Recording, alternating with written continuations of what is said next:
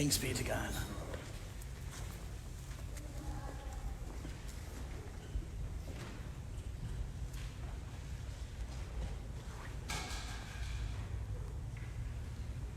Why are you here?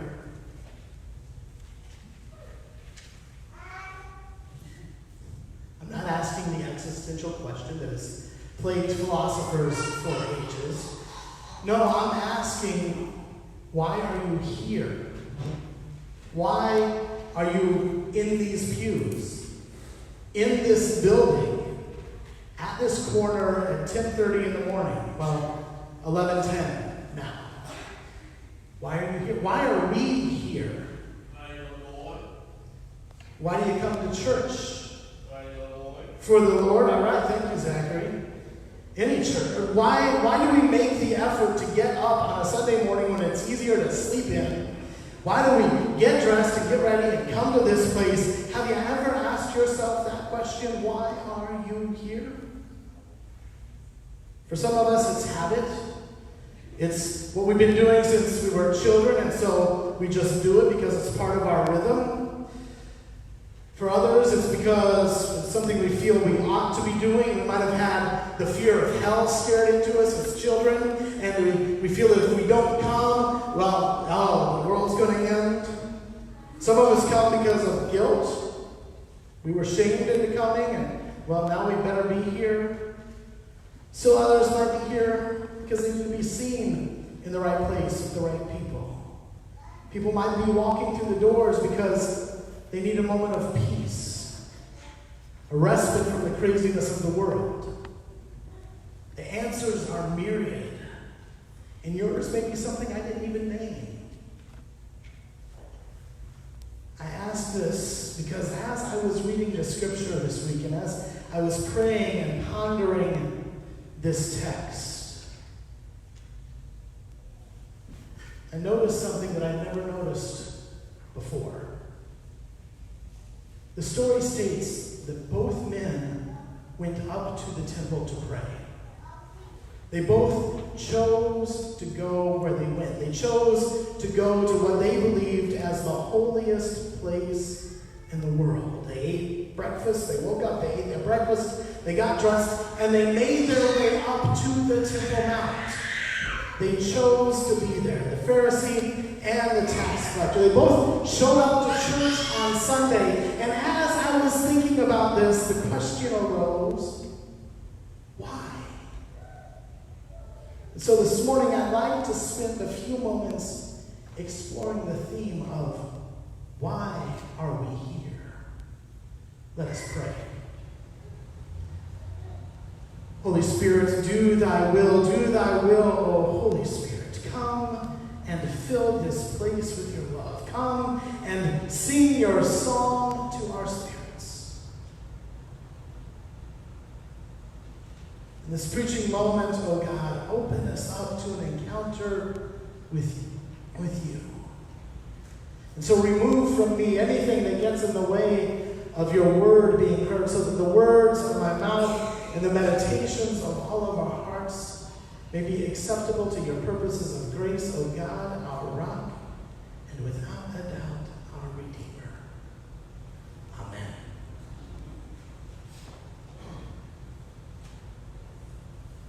To set the stage for the story which Margie read to us, this parable of Jesus, we need to go back to the last few verses of chapter 17 of Luke, because it sets the stage for what's happening in Luke 18.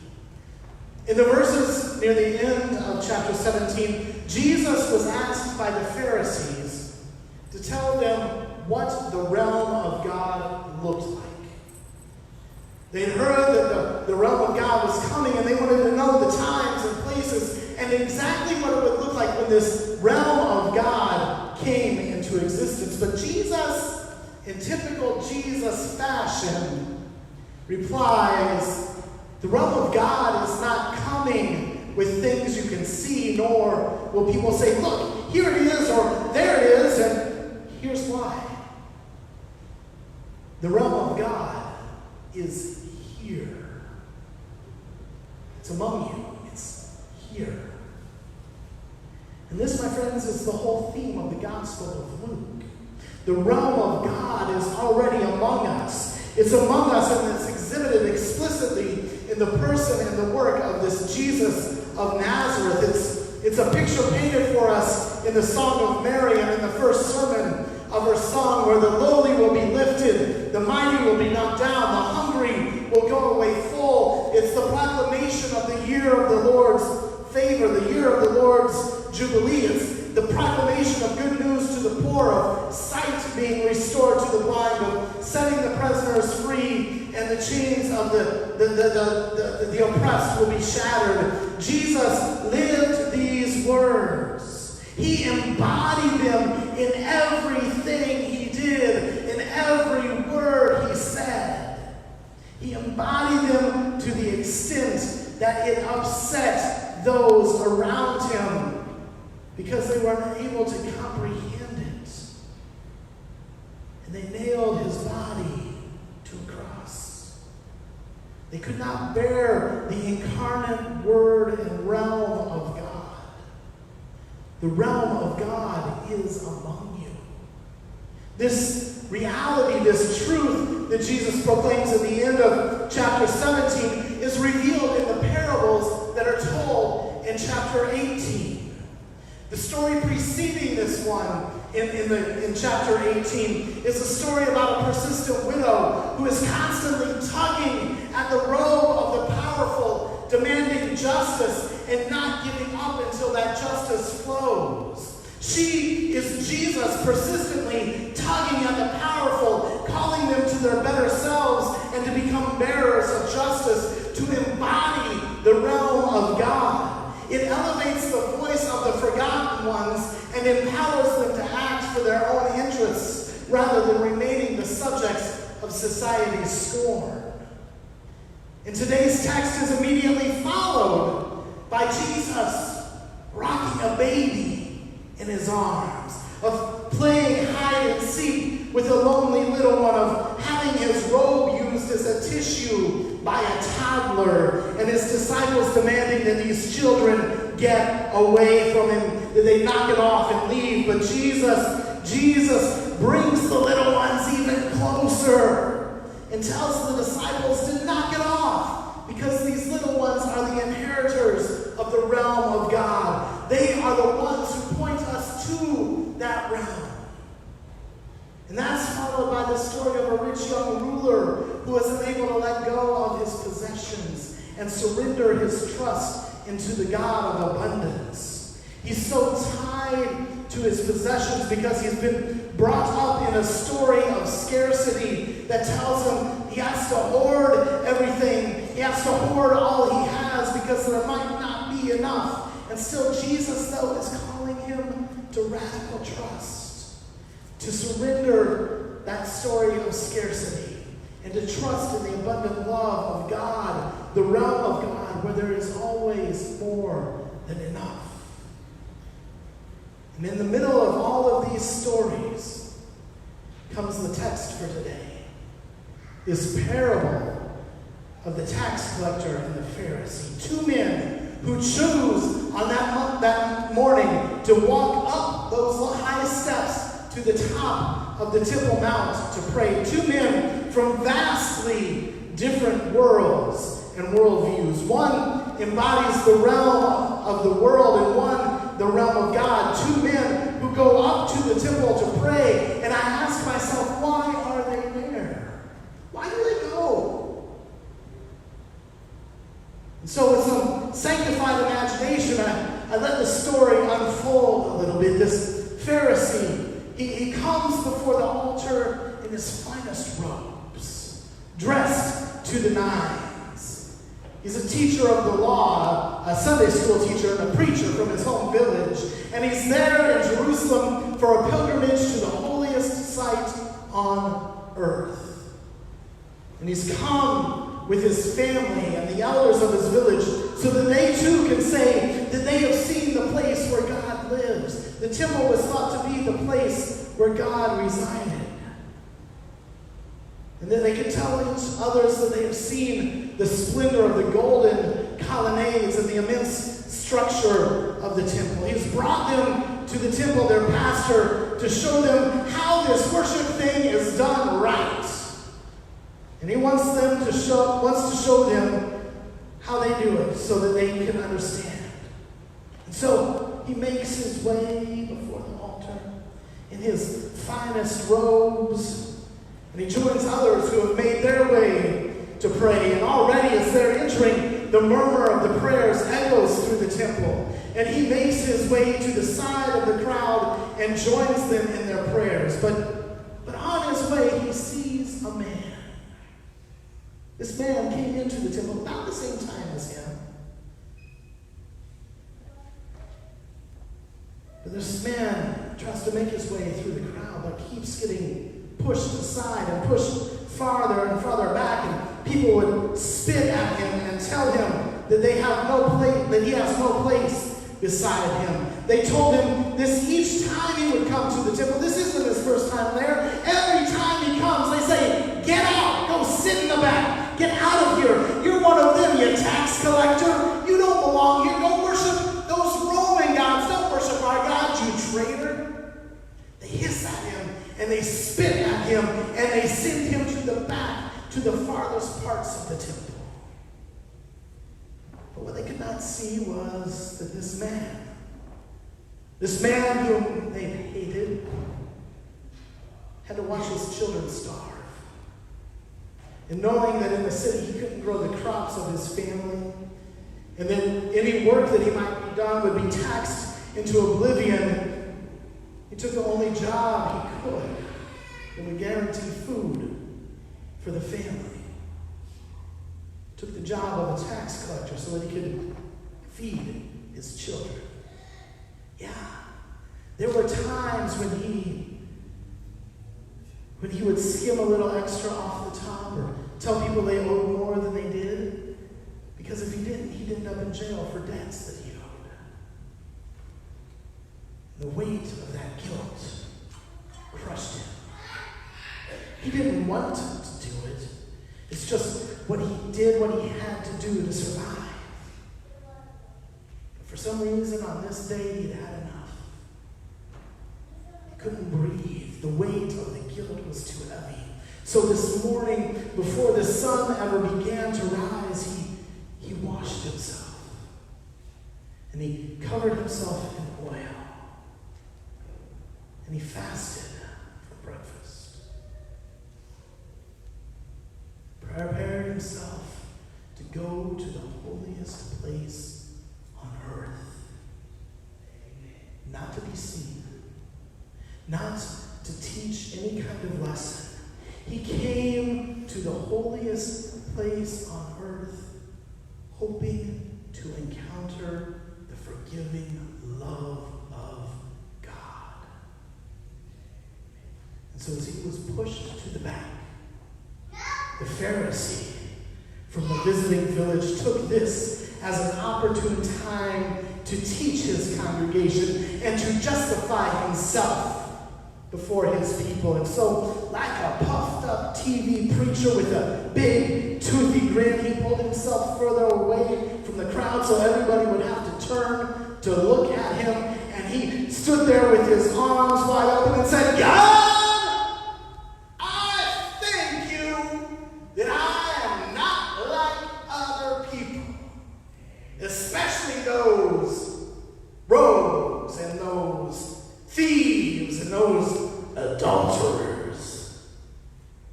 And turning his head, and especially that tax collector. Because you see, God, I fast twice a week, and I give a tenth of my income to the treasury. Big old grin. And as that braying Pharisee continued, he relentlessly puffed himself up. But there was one person in the temple that day who didn't hear a word that man said. That discarded man, the cast aside, the tax collector, had found a spot where he fell to his knees and with tears running down his cheek, beat his breast, saying, God, be merciful to me, a sinner. Words that were barely audible.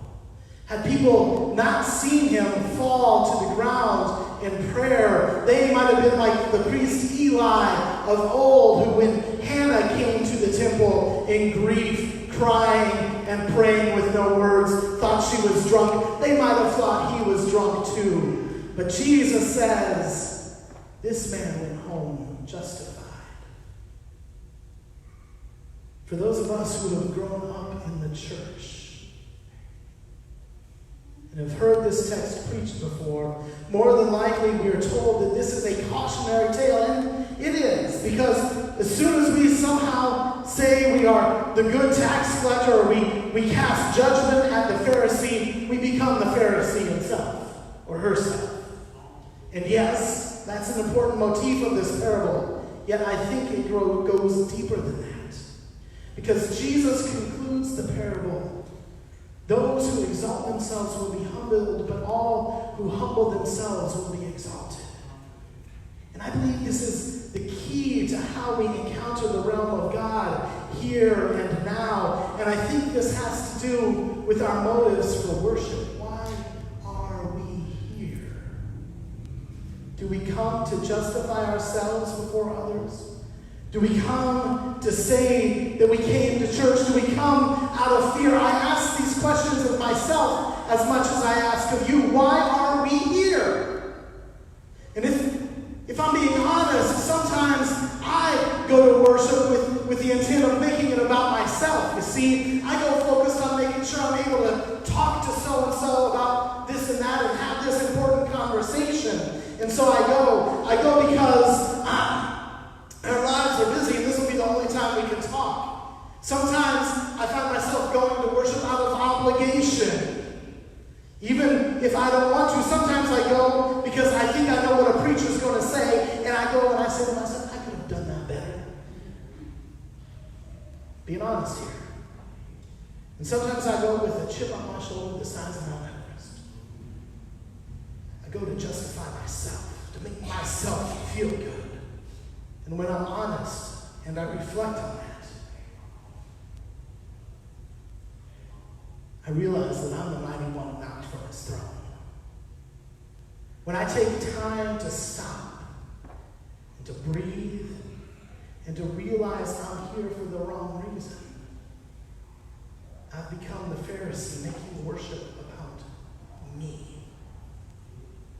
And I fall on my knees and I realize that worship isn't about me. It isn't about the songs that we sing. It isn't about the ones I like or don't like. It's not about the sermon I want to hear. Worship is not about me. It is about God being invited. It is about God and us being invited into the presence of God. Not from my throne. I begin to understand what the tax collector understood all along. Worship is about encountering God. It is surrendering to the love of God and watching my pretensions and presuppositions fall away. It is being embraced by the forgiving arms of God and being released from the self-loathing that causes me to puff myself up in the first place. It is being washed in the mercy of God and about being freed from my hidden thoughts and my dark desires and my various vendettas. It is being fed by the grace of God, a meal that fills me with love and mercy and a sense of justice. Not from the perch of my power, from my throne. I come to a place of encountering God and of being transformed by the power of God. This is the realm of God here and now, my friends. When we come to worship seeking to encounter God, we will not leave disappointed. When we come to worship with our hearts open to the untold power of God, we will leave this place transformed and renewed. When we come to God expecting to meet God, we will leave revived and ready to serve. This is the realm of God here. And if the realm of God is here, then, and we are people open to meeting God where God is, can join God and join each other arm in arm and stand strong against Pharaoh's army, and knowing that that sea in front of us is going to be separated by the liberating love of God. We can dance together as we circle around the walls of the city, knowing that when the trumpet blows, those walls are going to come tumbling down. We can embrace the stranger and join her on her sojourn, because we know that God goes to prepare a meal for us. We can march into the valley and come face to face with giants, because when we meet God in the valley, we will know that no giant is too big for us. We can come face to face with our own sins and our own brokenness, because we have encountered a God who washes us in a flood of forgiveness. And it does not stop there. You see, when we encounter God, we are given the power of the prophets to confront injustice, to stand in front of the kings and become advocates for God's justice, never-ending mercy, and God's unbelievable grace. We meet a baby of an unwed teenage mother laying in a manger, and we see the face of every child that is filled with possibility, and their power awaits. When we encounter God, we see miracles happening all of the time. I just got to talk about that food pantry, where often we see the miracle of loaves and fishes. We don't think there's going to be enough for all those people, and we have 12 baskets left over. I'm here to let you know that when you come to worship, to meet God, your world is going to change. God, my friends, is here to meet you. God is here to meet you. I say at the beginning of every worship service that God has brought us here together on purpose, because God has something in store for us. God is ready to do something amazing. Amazing for us as individuals and for us as a congregation. But first we need to ask ourselves, are we ready to encounter God? Thanks be to God.